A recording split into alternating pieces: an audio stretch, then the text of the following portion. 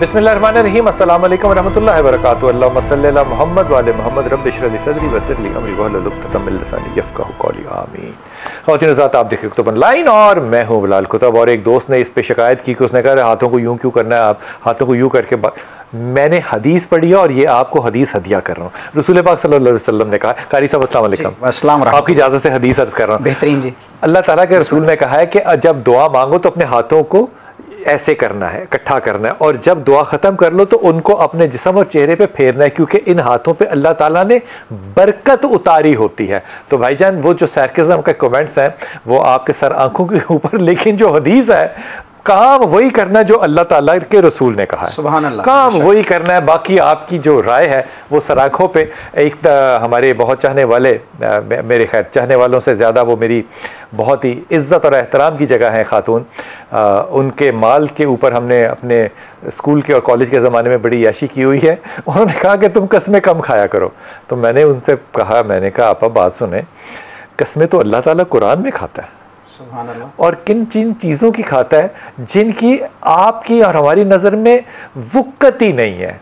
मतलब एक घोड़ा हो, घोड़े के नाक में से हवा निकल रही हो या उसके सुम में से चिंगारी निकल रही हो, ये कितनी अहम चीज़ है। अल्लाह इनकी कसमें खाता है, कसमें खाता है। जो सुन्नत खुदा हो और जो सुन्नत रसूल हो, यकीन कीजिए, मैं आपको अथर गहराइयों से कह रहा हूँ, अगर कोई एक चीज़ को भी आप ज़िंदगी में सुन्नत समझ के अडॉप्ट कर लेना कि ये अल्लाह को पसंद होगी, हो सकता है सारे ज़माने को ना पसंद हो, खुदा लोगों के दिलों को आपकी तरफ फेर देता है। फिर जो कमेंट कर रहे होते हैं ना सार्कास्टिक, उनको अल्लाह से हदायत की, उनके लिए दुआ कीजिए, क्योंकि सही और गलत का तकसीम जो है वो फैसला मैंने और आपने नहीं करना, वो अल्लाह ने करना है। और इस पे जो रहमत नाजिल करनी है वो मेरे नबी ने करनी है सल्लल्लाहु अलैहि वसल्लम ने। इसलिए गलत और सही का फैसला जब भी करना हो, कारी साहब, कानून ये होना चाहिए कि इस मामले में अल्लाह क्या कहता है, इस मामले में मेरा नबी क्या कहता है। ये तो हकीकत है, इससे तो बाहर जाया ही नहीं जा सकता। अकल नहीं, फाइनल अथॉरिटी यही है। हाँ, शरीयत में अपनी अकल को नहीं घुसाना। अपनी अकल तो गलती कर जाती है। हाँ, गलती का खालिक का जो अकल का खालिक है वो अल्लाह ताला है, ठीक है, वहां पर गलती नहीं है।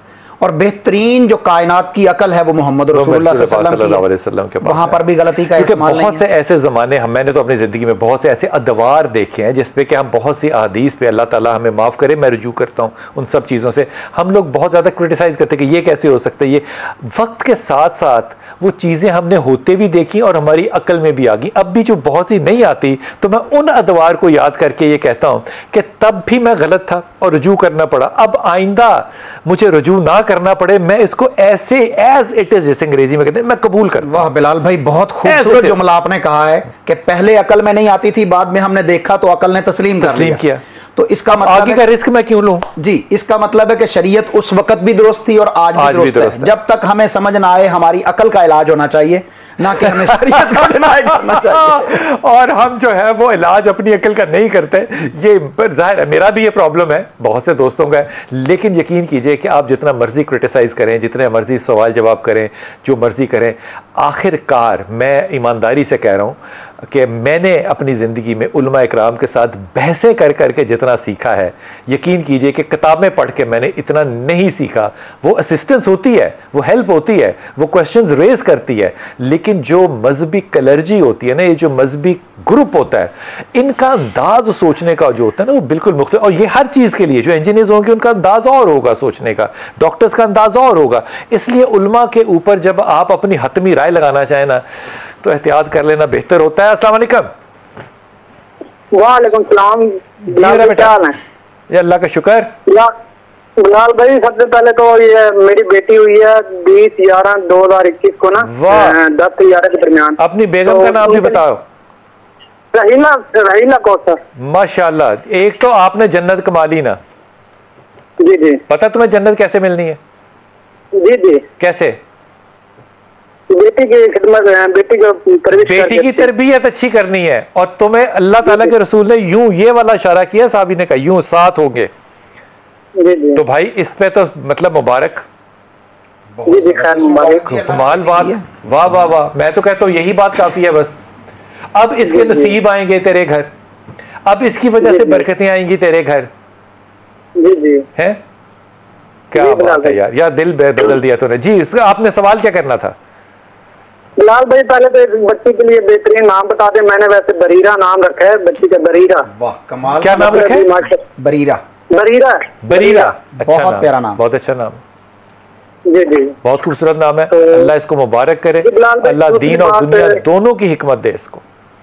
बिलाल भाई दूसरी बात ये है कि मेरा कारोबार है कपड़े का ना, तो मैं वो दिन ब दिन डाउन होता जा रहा है और मैं कर्जे में आ रहा हूँ। अच्छा तो पहली बात तो ये कि तुमने यही कारोबार रखा। दूसरी बात ये कि तुमने अपने इस कारोबार में एक जिक्र शामिल कर लेना है सूरह इखलास का, ठीक, और दरूद शरीफ का, ठीक। ये दो करते काम यही करना है जी। अस्सलाम वालेकुम मसरत। वालेकुम सलाम, मैं मसरत बात कर रही हूँ लाहौर से सर। जी जी जी बेटा जी, मेरी ना उम्र 30 साल हो गई है और शादी का मसला जो है ना, रिश्ते का हल नहीं हो रहा। अच्छा, कैसे नहीं हल हो रहा? क्या मसला क्या आ रहा है? क्या रिश्ता आता है, कोई बात नहीं बनती, इस वजह से मेरी अम्मी बहुत टेंशन लेती है। आपको है टेंशन मसरत? हाँ जी, आपको टेंशन है? टेंशन तो जाहिर है, जब अम्मी टेंशन लेती हैं तो भी टेंशन होती है। अच्छा, कमाल बात है, बंदूक दूसरे के कंधे पे रखनी है। हाल की मोहब्बत है कि माँ की टेंशन खुद ले बेटी, तो इससे बड़ा और क्या होगा। हमें सलामती दे। अपनी अम्मा से कहना और खुद भी ये देखना, ये बुखारी शरीफ है, आप जब अम्मा के पेट में थी ना तो अल्लाह ने आपके लिए मुकद्दर लिख दिया था, और लिखाने वाला अल्लाह हो और लिखने वाला फरिश्ता हो, जिसके लिए रहम कहा गया इस जगह को। तो फिक्र ना करना इस बात पे। दो चीज़ों को पढ़ते रहना, तीन चीज़ें बल्कि कहूँगा, एक या वली या वाली पढ़ना, एक या रहमान या रहीम या करीम पढ़ना, और एक ला हौला वला कुव्वता इल्ला बिल्ला पढ़ना। ये तीनों चीज़ें पढ़ती रहो। और जिस चीज़ का मैं खुसूसी तौर पे आपको आजज़न मशवरा दूंगा वो अपनी सेहत और अपना वज़न है।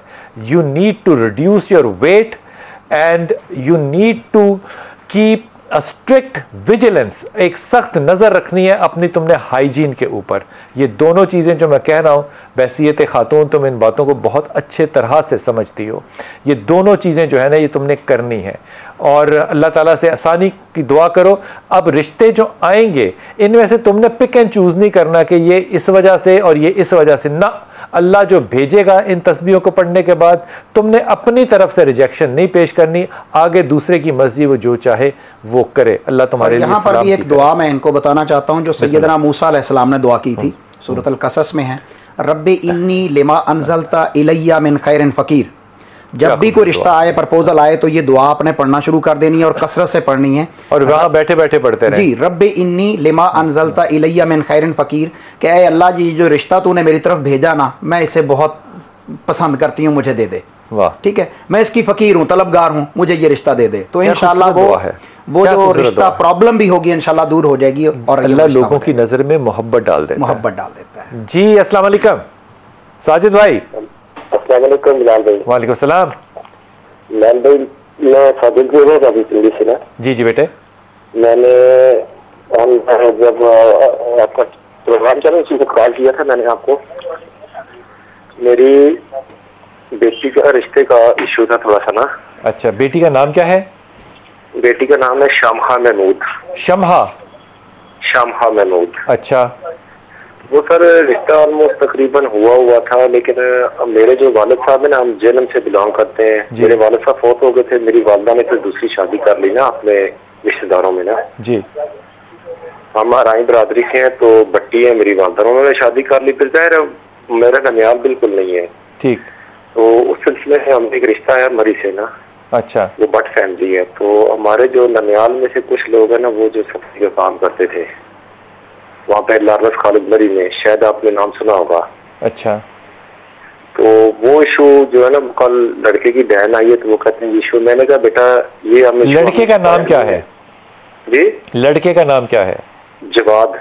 बेहतरीन रिश्ता है, कोई प्रॉब्लम नहीं होगा सर। हमारी तरफ से सर कोई प्रॉब्लम नहीं है, बस वो उन्होंने ये इशू उठाया कि आपके जो रिलेटिव है वो स्वीपर का काम करते थे। कुछ लोग थे जो गरीब, जो बेचारे नहीं थे काम, जिसके पास नहीं था काम, वो लारस खालिद में जाकर काम किया उन्होंने। ये बड़ा इशू नहीं है जी। ये अच्छा भैया, कोई बड़ा इशू नहीं है बेटा। हमारे लिए बड़ा नहीं है, लेकिन शायद उनके लिए बड़ा हो सर। अल्लाह ताला उनको हदायत दे, अल्लाह ताला उनको हदायत दे। लेकिन ये रिश्ता इंशाअल्लाह ताला अल्लाह करम करेगा, हो जाएगा, फिक्र ना करो। बीच में जो बातें हैं इनके ऊपर हजरत छोटी सी माजरत कर लेने से अगर अगले का दिल तसल्ली में चला जाता है तो कर लेनी चाहिए। भाई मैं मेरे ख़ानदान में कोई क्या काम करता है, मेरे बस में तो नहीं है ना कि मैं इस चीज़ को रोकूं या इस पे कुछ अपनी राय कायम करूं। अल्लाह ने जिसका रिस्क जैसे लिखा है उसको वैसे मिलना है। मेरी राय सिर्फ उस वक्त हो सकती है, वो भी मैं बड़ी कमज़ोर किस्म की देता हूँ, अगर कोई हराम का काम कर रहा हो वहां पे मैं अपने आप को दूर कर लूंगा। हलाल का काम को कर रहा है यार, कमाल बात है। बस आपने ला हौला वला कुव्वता इल्ला बिल्लाह और सूरह इखलास, ये 2 तस्बीहात पढ़ते रहना है, अल्लाह आसानी फरमा देगा इंशाअल्लाह ताला। इस पे आपने घबराना नहीं है और रिश्ता भी अच्छा होगा इंशाअल्लाह ताला। हुजूर अक़दस सहाबा ने जूतियां नहीं काटी, अल्लाह अकबर, मतलब कपड़े नहीं टांके। रसूल पाक सल्लल्लाहु अलैहि वसल्लम ने इमाम अली करमल्लाह को अपनी जूती खुल गई तो उसको टांकने के लिए नहीं दी। और शहादत देने वाले कौन है? हजरत अबू बकर और हजरत उमर खत्ताब। यार अमीर मुआविया रजी अल्लाह अन्हु जैसा बंदा रसूलुल्लाह सल्लल्लाहु अलैहि वसल्लम के नाखून तराश रहा है, आपके बाल तराश रहा है, ये नाइयों वाले काम हैं, लेकिन कर रहे हैं भाई, सहाबा किराम कर रहे हैं। पेशों में तो कोई मेहना नहीं है, चोरियों में मेहना है, हराम में मेहना है, ठीक है। जो भी हलाल इबादत जहाँ से रिस्क आ रहा है वो तो इबादत है, इसमें किसी को मेहना देना कि फलां का रिश्तेदार ये कमी वाला काम कर रहा है, तो सोच की कमी, बड़ी गलत बात है। वापस आके ना इस पे पहले हदीस अर्ज करूंगा और फिर अगली कॉलर के पास जाऊंगा। एक छोटा सा वक्फा लेते हैं और वापस आते हैं।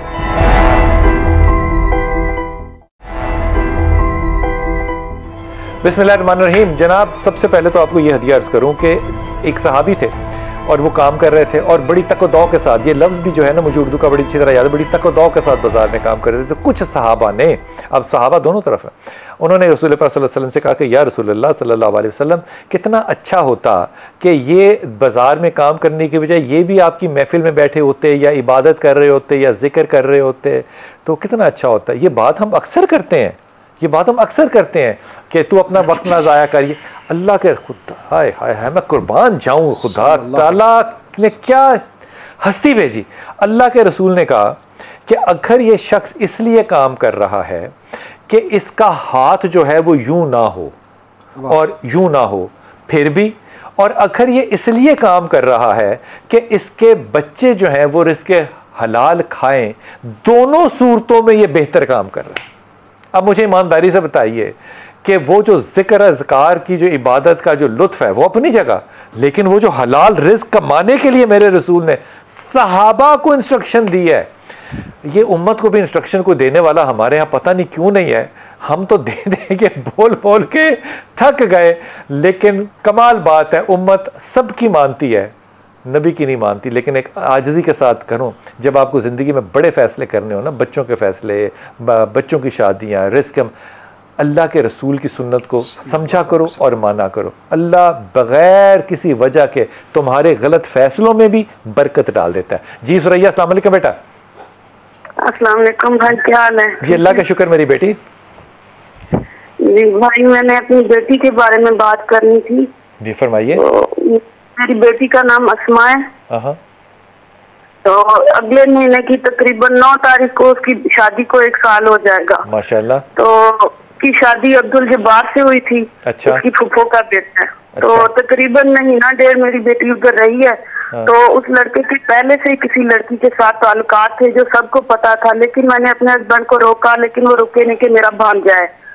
तो अब जो शादी के बाद वो लड़का तरीक़े बैक में चला गया, उसकी फिर भी आते और हरकतें उसी तरह से थी। हमारे घर में रहा, वहाँ पे मेरी बेटी को भी मारा, उसमें मेरी दूसरी बेटी नजर रखता था। अब तकरीबन 8 माह से मेरी बेटी हमारे पास है, वो इधर जॉब कर रही है। तो मैं चाहती हूँ कि वो अलग हो जाए, और सब कह रहे हैं कि ना हो। मुझे परेशानी लगी हुई कि मैं कोई गलत फैसला ना कर दूं। मेरी प्यारी बहन, आप क्यों चाह रही हैं कि अलग हो जाए? बड़ी संजीदगी से जवाब देना। यही बात है कि वो उस लड़की को कहता है कि मैं छोड़ नहीं सकता हूँ, किसी सूरत भी नहीं छोड़ सकता हूँ। ठीक होगी बात। तो ये मुझे बताओ। जी दूसरी बात फरमाइए। दूसरी बात, वो मेरे घर में रहा है तो मेरी दरमियान वाली बेटी पे नजर रखता है। मेरी बेटी को कहता है कि काश अगर वो तुम्हारी जगह वो होती तो मैं बड़ा खुश होता। मेरी बेटी ने कहा कि अल्लाह करे तुमने से मुझे औलाद ही ना लग, अगर बेटी मार तो कहता मुझे चाहिए भी नहीं। दूसरी मेरी बेटियों पे नजर रखता है, और ना वो कुछ कमाता है ना जॉब करता है, और पूरा गाँव में वो होता है तो वहाँ पे वारागर्दी करता रहता है। कहाँ जाके वारागर्दी करता रहता है? कहाँ वारागर्दी करता है? गाँव में रहता है, वहाँ पे वो बिल्कुल हमारा घर करता रहता है। अब साल से ऊपर हो गया शादी को भी, लेकिन वो जॉब नहीं करता, कुछ दिन बिल्कुल फारिग होता है। कुछ कहिएगा।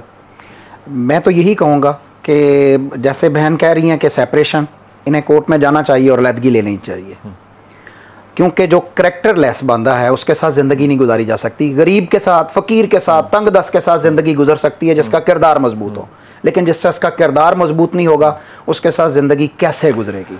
मैं बड़े अदब के साथ और आजी के साथ इस बात को थोड़ा सा तफसील से कह रहा हूँ ताकि मेरे बाकी बच्चे जो हैं वो भी सुन लें। पहली बात तो ये कि साली का और दामाद का जो रिश्ता है ये आग का रिश्ता है।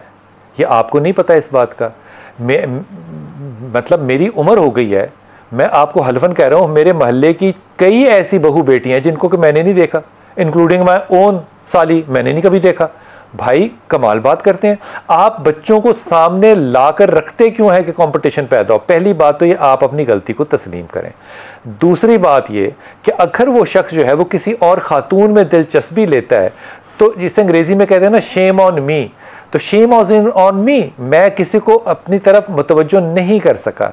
तीसरी चीज़ ये कि फ़र्ज़ करो कि वो नकाह में है, तो फ़र्ज़ करो कि वो गुनाह में है, तो दोनों सूरतों में ना आप वैसियत वालदा ना आपकी बेटी वैसियत बीवी इस बात की मुतहम्मिल नहीं हो सकती कि वो उससे हिसाब लें कि तुम कैसे हो। चौथी चीज़ ये कि अगर आप ये बद्दुआओं वाली बात कर रही हैं जो वो कह रहा है, जो कि गलत बात है, नहीं होनी चाहिए ऐसी बात, तो मेरे ख्याल के अंदर बेटी को चाहिए कि वो अपने शौहर के पास इसलिए रहे ताकि वो और तरफ नजरें ना डाले। ये जब कमांड चेन आ जाती है ना कि आपने हाकमियत करनी है, इसने क्योंकि मेरे से नकाह कर लिया है, अब इसकी गर्दन मेरे हाथ में है, तो बेटा ये मजाज भी मुनासिब नहीं। मैं ये बात इसलिए कह रहा हूँ कि आइंदा अगर शादी करती है बेटी तो क्या वहाँ इस चीज़ की गारंटी होगी कि वो किसी की तरफ नहीं देखेगा या वो इसको बुरा भला नहीं कहेगा? नहीं हो सकती आपको गारंटी। लेकिन यहाँ पे जो फेलियर नज़र आ रहा है उसमें आपकी बेटी बहुत शामिल है। वो इसलिए कि आपकी बेटी उसका दिल जीतने में नाकाम क्यों रही है, वो क्यों दिलचस्पियाँ बाहर रह रहा है। नेचुरली एक आदमी एक ही औरत के लिए होता है, लेकिन जब ये कंपैरिजंस आए मैं इसमें आपको जिम्मेदार समझता हूँ। अगर वो कहीं और इन्वॉल्व है तो मैं आपकी बेटी को इसमें जिम्मेदार समझता हूँ। मैं ये बिल्कुल नहीं कह रहा कि वो कोई नेक बख्त इंसान है, मैं उस पर तो कमेंट ही नहीं कर सकता, क्योंकि जो आपने उसके बारे में कहा मेरी उस पर राय देना बनता ही नहीं है, ना मैं दूंगा। लेकिन मैं ये हरगिज़ आपसे नहीं कहूँगा कि बेटी को उससे अलग होना चाहिए। बेटी को सिर्फ एक काम करना चाहिए, वो उसके पास जाके गांव में रहे और उसकी ज़ुबान के जवाब में अपनी ज़ुबान को ना खोले। बस प्रेग्नेंट हो, बच्चे पैदा करे और अपने ख़ानदान को बढ़ाए और माँ और बाप दोनों का रोल अदा करे। आइंदा आने वाले अगर बहुत बड़े कोई ऑप्शंस हों तो वो मैं ज़रूर कहता आपसे कि उसको लेने चाहिए। लेकिन जब घर में आग लगी हो ना, तो कोई भी शख्स घर के अंदर VCR और टेलीविज़न बचाने के लिए आग में नहीं घुसेगा, कोई कीमती शय को बचाने के लिए, औलाद को बचाने के लिए, जान को बचाने के लिए कूदेगा।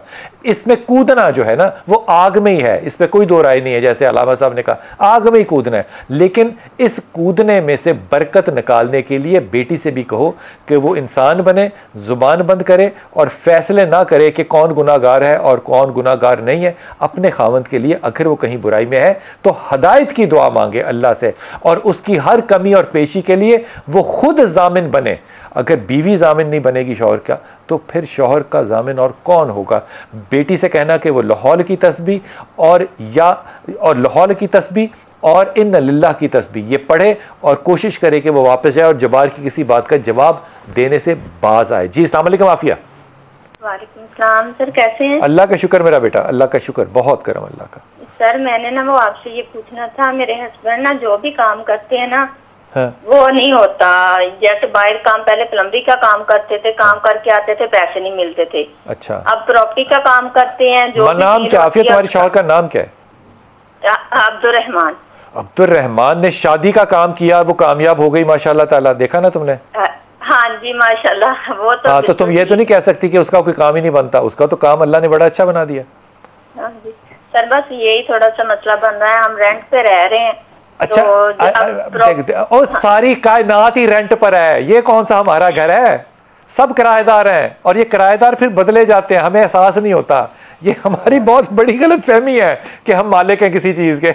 जी जी सर बस इतनी फजूल बात है ना ये, हम किसी चीज के मालिक नहीं है, ना बैंक अकाउंटों के, ना घरों के, ना गाड़ियों के, हम कोई मालिक नहीं है, हम किराएदार हैं, अल्लाह ने दिया है इस्तेमाल के लिए, एंजॉय करें।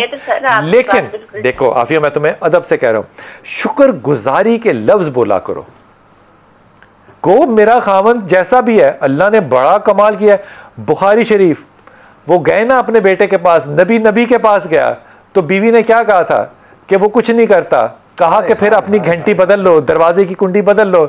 दूसरी बीवी के साथ भी हालात वही थे, उसने कहा कमाल है, वो तो मुझे गोश्त खिलाता है, चाहे पर्दा रखा, कहा कि तेरा ये, फिर आप देखो औलाद वहां से कैसी चलती है, नस्लें चली वहां से।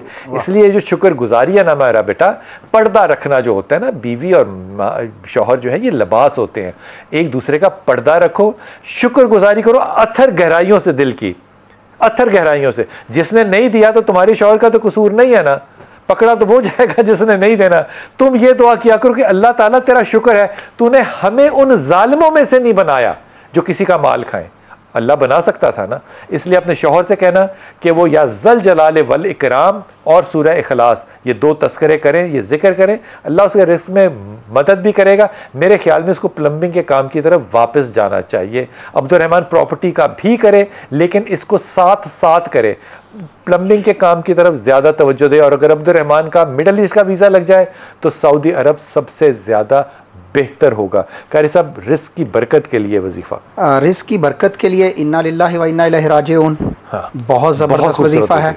और साथ में मैं इस बेटी को कहूँगा कि ये भी अपने शौहर का हाथ बटाए, घर में बैठ के कोई काम करना चाहे तो इसे काम करना चाहिए। कि ईमान ही ना ले कोई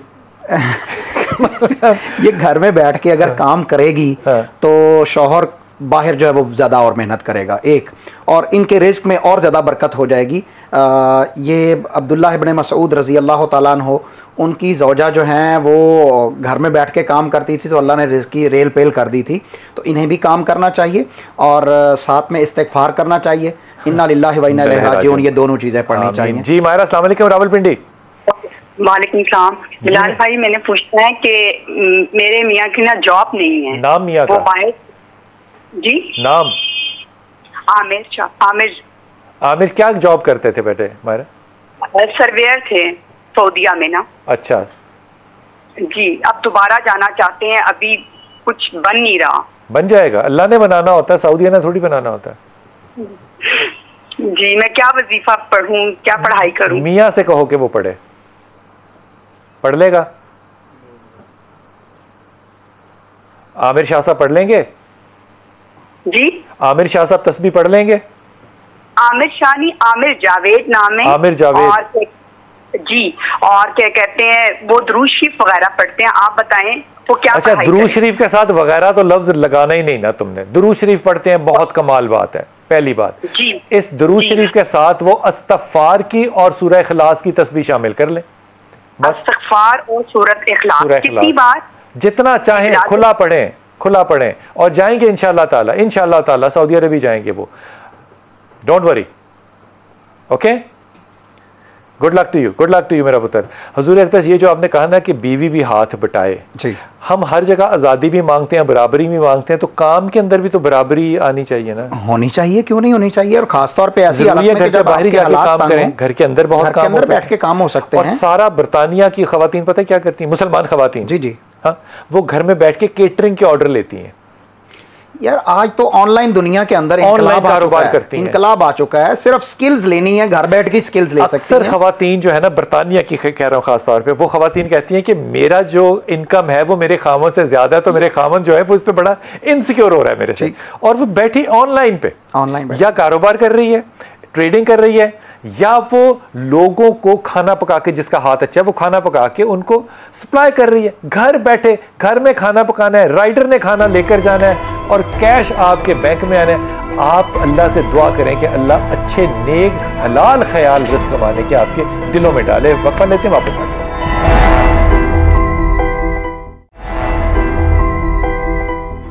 बिस्मिल्लाहिर्रहमानिर्रहीम। हुजूर अक़दस, ये जो गुफ्तगू हो रही थी कि ख़वातीन घर पे काम करें, इसमें कुछ शरई पहलू तो कहीं से नहीं आ सकता कि ना करें या सिर्फ आदमी ने करना है? कोई ऐसा मसला होगा तो अभी बता दें। नहीं, शरीयत इसमें किसी को मना नहीं करती कि वो काम करे, ख़वातीन भी काम कर सकती हैं। रसूल करीम सल्लल्लाहु अलैहि वसल्लम के दौर में मैं किसकी बात करूं, जन्नत की सरदार हैं, जन्नत की सरदार हैं सैयदा फातिमा तो ज़हरा रज़ी अल्लाह तआला अन्हा, भाई घर के काम भी करती थी, कारोबार भी, ठीक है, घर के काम करती थी। और उनकी अम्मा जान सैयदा खदीजतुल कुबरा रज़ी अल्लाह अन्हा बिजनेस लेडी थी भाई, उस दौर में वो बिजनेस करती थी और कमाल का बिजनेस करती थी, इतना मर्दों का बिजनेस नहीं होता था बड़ी जो जैसे कहते हैं क्या टाइकून कहना चाहिए जी, बिजनेस टाइकून, बिजनेस टाइकून। और किन लोगों के अंदर मुशरकीन मक्का के अंदर रह के एक खातून टाइकून, इसको इमेजिन नहीं किया जा सकता। ये पूरा खुतबा है इस मौजू पे, यकीन कीजिए। लेकिन गौर कीजिए कि आजिज़ी खातून के अंदर कैसी है। हज़रत बिलाल हबशी रज़ी अल्लाह अपनी किताब जब ऑटोबायोग्राफी लिख रहे थे, जब वो गवर्नर थे, तो उन्होंने लिखा कि मैं जब बेहोशी की नीम बेहोशी की हालत में था, तो मैं रसूल पाक सल्लल्लाहु अलैहि वसल्लम के घर में लेटा हुआ था, तो मैं सोच रहा था अपने दिमाग में कि मेरे ऊपर अब क्या जुल्म होगा, क्योंकि वो तो जुल्मों को पहाड़ तोड़ कर आ रहे थे। तो मैंने देखा कि खातून जो है वो बिल्ली को दूध पिला रही है। आए हाय हाय हाय। तो जब मुझे होश आई तो मैंने सोचा कि अगर बिल्ली को कोई दूध पिला सकता है इस घर में, तो मेरा ख्याल भी रखा जा सकता है।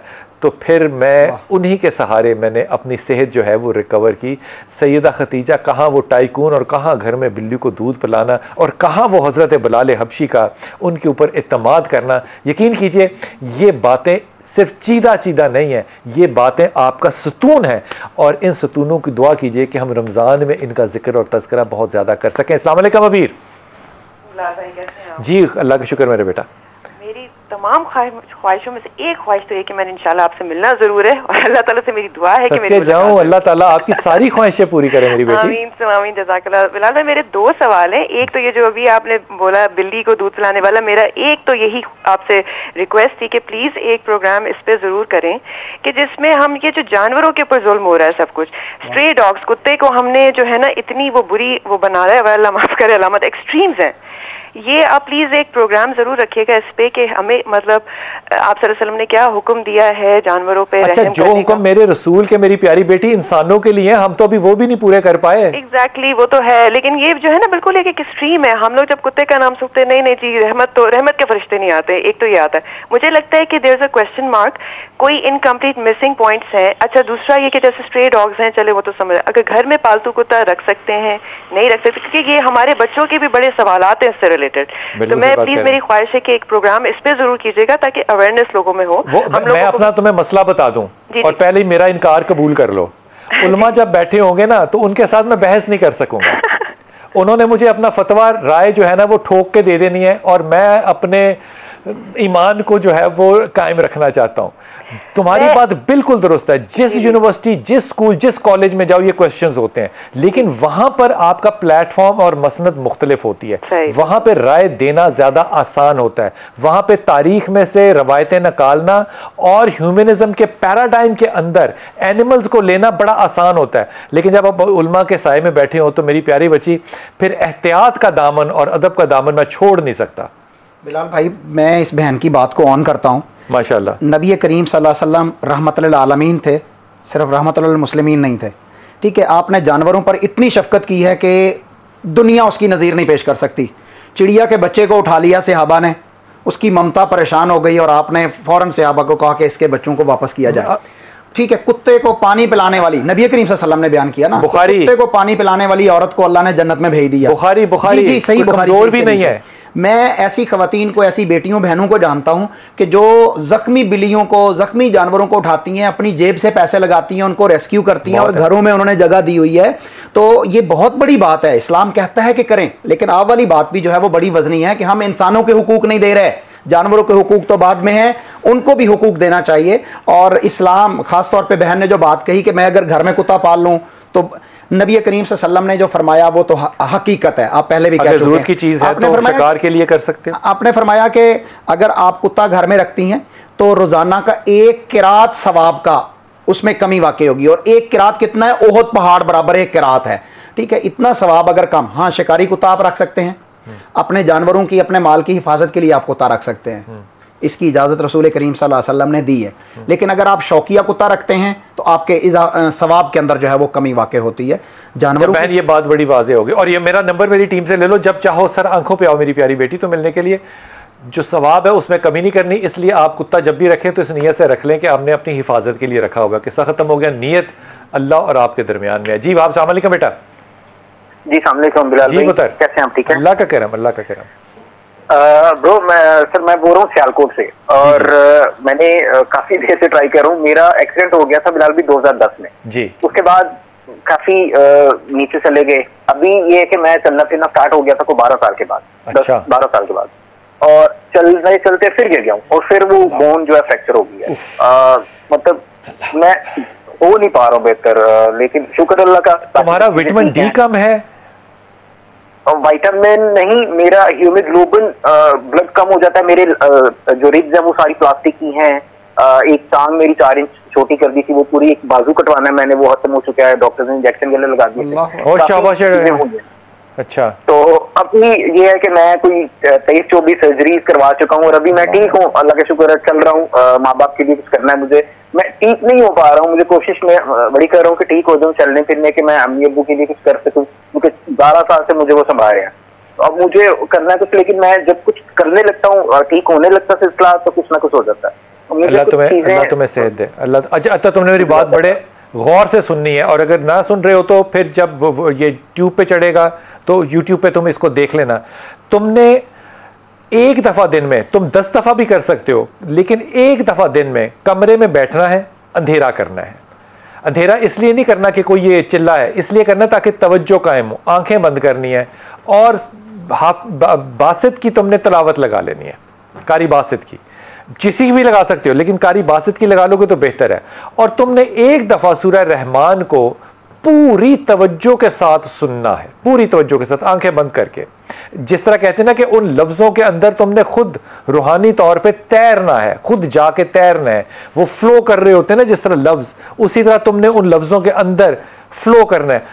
अब 3 घूंट पानी तुमने रख लेना है अपने पास, और ये दम होगा, ये पानी भी आप वो तलावत सुन रहा है, और जब तलावत ख़त्म हो जाए तो आपने वो 3 घूंट 3 घूंटों में ही पीने हैं, और हर घूंट पे आपने जो लफ्ज़ कहना है वो है अल्लाह, या अल्लाह नहीं, अल्लाह अल्लाह अल्लाह। ये पूरा मुकम्मल दम है, और यकीन करो कि हमने ऐसे लोगों को ज़िंदगी में वापस आते देखा है जिनके ऊपर लोग कहते थे कि अब इनकी जो ट्यूबें हैं वो उतार लें, अब वापसी का कोई चांस नहीं। मैं ये हल्फन कह रहा हूँ तुम्हें, अल्लाह ताला आसानी करेगा। चलते फिरते तुम आयते करीमा पढ़ा करो, और ये दम तुम करना शुरू करो। मेरी तुमसे दरख्वास्त होगी कि तुमने 3 माह के बाद दोबारा कॉल करना है, और अपनी जिस्मानी और ज़हनी हालत जो है वो हमसे दोबारा शेयर करनी है। अल्लाह बिलाल भाई, इस भाई के लिए बहुत ज़बरदस्त आपने कहा। ये भाई जो आपने आयत करीमा बताई है, ये रात के वक्त अगर अल्लाह इसे तौफीक दे, रात के अंधेरे में उठ के ला इलाहा इल्ला अंता सुब्हानका इन्नी कुन्तु मिनज़ ज़ालिमीन पढ़े, लेते हुए ये बहुत बहादुर बच्चा है। ये कामयाब इंसान बन सकेगा, और इंशाअल्लाह अपने माँ बाप की खिदमत, ये बहुत बहादुर बच्चा है यार, ये कामयाब इंसान बनेगा इंशाअल्लाह। हमारी दुआएं इसके साथ हैं। और रब्बे अन्नी मस्सनी ज़ुर्र व अंता अरहमुर राहिमीन, जो सैयदना अय्यूब अलैहिस्सलाम ने दुआ की थी अपनी बीमारी में, आपने ये दुआ भी पढ़नी है, रब्बे अन्नी मस्सनी ज़ुर्र व अंता अरहमुर राहिमीन। अल्लाह मुझे तकलीफ आई है और तू तो माओं से बढ़ के रहम करने वाला है, सबसे बढ़ के रहम करने वाला है। ये दुआ आमीन बेटे, आपके लिए बड़ी दुआएं। अल्लाह ताला आपको बहुत सेहत देगा, और आपने इंशाअल्लाह ताला फिर राब्ता रखना है। जी अब्दुल रहमान, अस्सलाम वालेकुम बेटा। अस्सलाम वालेकुम सर। जी वालेकुम अस्सलाम। जी पुत्र। सर बहुत ज़ौक़ था, बहुत शुक्रिया आपसे बात करने का। सलामत रहिए। तो काफी टाइम से आपसे बात करना चाह रहा था, मगर आपकी काफी कॉल मिल नहीं सकी। आज तो बड़े नसीब मेरे मिल गई कॉल। बिस्मिल्लाह। तो आपका बहुत शुक्रिया, बहुत शुक्रिया।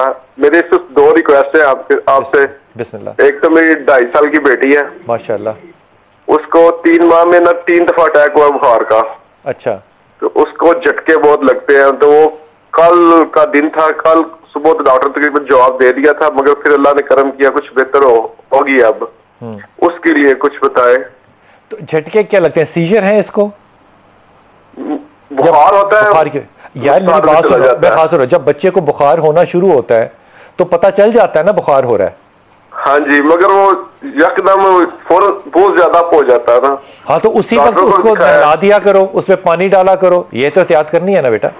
बुखार को 104 से तो पार होने नहीं देना चाहिए ना। और दूसरी बात, ये झटके पता है कब लगते हैं? जब वो 104 को क्रॉस कर जाता है। हाँ जी। तो ये बेटा नहीं करना, अपनी बीवी को समझा। वो उसको कहते हैं, कोई कहते नजर शजर लग जाती है। अरे छोड़ तू नजर को, बच्चे को बुखार हो तो उसको गीला करो, पट्टियां रखो, पाने में रखो, उसके बाद दिमाग पे चढ़ता है बुखार तो दिमाग के अंदर डैमेज आता है। खुदा का वास्ता लो, किन चक्करों में पड़ गए हो? बीवी को क्या बेटी का ख्याल रखे, क्या नाम है बेटी का? रुखमा शहजादी। यार शहजादी अल्लाह ने तुझे अता किया, बेगम को हाथ बांध के कह के ख्याल रखे, चाहे वो रात हो या दिन हो। बुखार इतनी जल्दी नहीं चढ़ सकता कि वो एकदम 104 क्रॉस कर जाए। वो जब चढ़ रहा होता है तो एहतियात करे उस वक्त। थर्मामीटर रखो अपने पास, और थर्मामीटर जो है वो वाला रखो जो मरकरी का होता है। वो जो डिजिटल है वो ±5% गलत रीडिंग भी दे सकता है, लेकिन वो जो आम पिट में या जुबान में रखने वाला, बच्चे के तो आम पिट में रखोगे, वो जो डिजिटल आता है वो भी ले सकते हो, लेकिन मरकरी का सबसे बेहतर है। ये जो अलगर्जी है ना, ये किसी सूरत बच्चों की कबूल नहीं होनी चाहिए। मैं सही कह रहा हूं? और मैं यहाँ पर ये कहना चाहूँगा, क्योंकि मेरी बेटी के साथ भी अचानक एक दफ़ा हुआ कि उसको झटके लगना शुरू हो गया, वो बेहोश हो गई, हालांकि उसे बुखार नहीं था। इसको बेहतरीन डॉक्टर के पास, खासतौर पे चिल्ड्रन हॉस्पिटल जो है, यहाँ के डॉक्टर जो है वो बड़े कम्पिटेंट हैं बच्चों के लिए, वहाँ पर उनको ज़रूर चेक करवाएं, उनका कंप्लीट टेस्ट करवाएं कि क्यों लग रहा है, ठीक है। और अल्लाह से दुआ भी करें, सूरत अल फातिहा उस बच्ची पर पढ़ें, बार बार उस पर दम करें, और बुखार आप वाली बात के नहीं उसको होने दें, पट्टियाँ करें। ये रसूलुल्लाह सल्लल्लाहु अलैहि वसल्लम का तरीका है, इलाज भी है। और 7 कुओं के पानी से नहाए, 7 कुओं के पानों से नहाए, और आपने फरमाया कि बुखार को पानी से ठंडा करो। और आज की जदीद साइंस भी वही कहती है कि बुखार को उतारना है तो फौरन पानी से। अच्छा, आपने जदीद साइंस की नियत नहीं करनी, आपने सुन्नत रसूल की सुन्नत करनी है कि पानी से आपने बुखार को ठंडा करना है। अल्लाह बुखार को भी ठंडा करेगा और हालात को भी इंशाअल्लाह। अस्सलाम वालेकुम व रहमतुल्लाहि व बरकातहू।